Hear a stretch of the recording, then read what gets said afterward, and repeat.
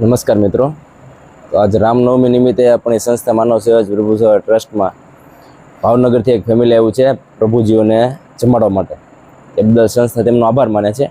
કહેશો ભાઈ બે શબ્દ તમે, શા માટે આજ તમે લોકો જમાડવા આવ્યા? મેં રામનવમી નિમિત્તે આવ્યા હતા કે આમ સંસ્થા છે તો એના ઓલા સેવા માટે આવેલા હતા. એવો વાત હતો કે જમાડવા પ્રભુજીને એ માટે આયા અમે પ્રેમ થયા રામનવમી નિમિત્તે.